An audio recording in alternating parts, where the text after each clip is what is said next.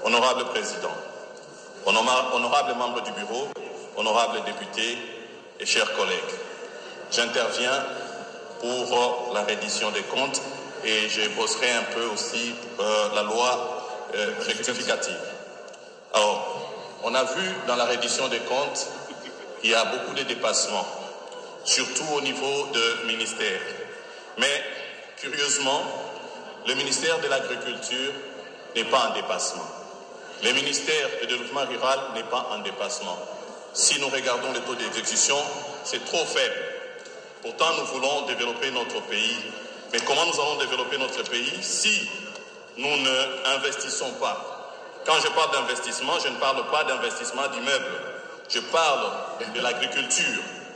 Parce que mon rêve à moi, en tant qu'ingénieur agronome, mon rêve est de voir le chef de l'État, je cite le président Félix Tshisekedi Tshilombo, aller visiter des champs d'hectares et d'hectares de maïs. Vous vous souviendrez, honorable président, quand vous étiez VPM de l'économie, vous avez conduit une délégation aller chercher du maïs à l'étranger, en Zambie. C'est une honte pour notre République. Nous avons des terres, nous avons le climat, nous avons tout ce qu'il nous faut. Nous pouvons faire l'agriculture dans notre pays.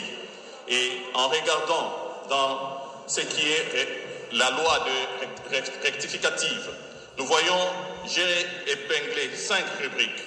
Fonctionnement, intervention économique, sociale, culturelle et scientifique, rémunération, investissement et subvention aux organismes auxiliaires.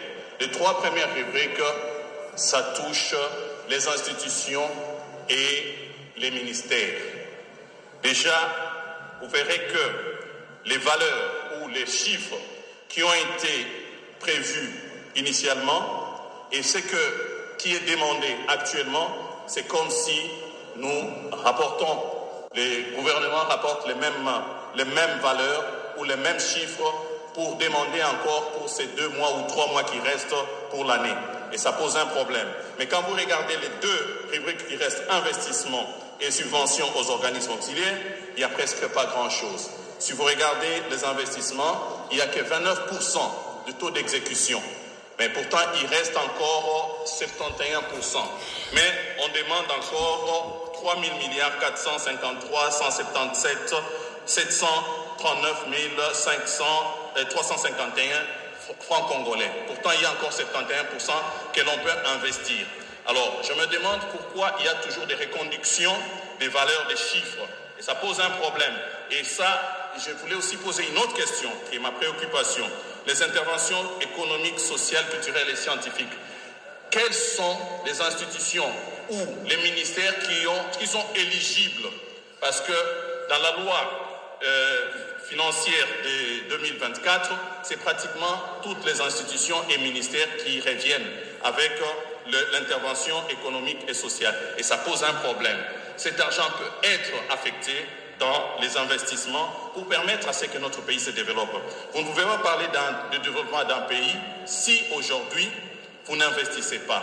Et je répète encore, les investissements, ce ne sont pas les immeubles, les investissements, c'est ce qui produit du travail. Et ce sont les engagements même du chef de l'État lors de son discours.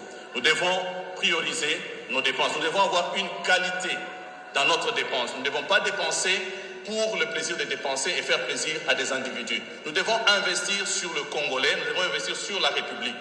Et ça, je demande au gouvernement, je demande aux honorables députés, tous nous devons participer à cela.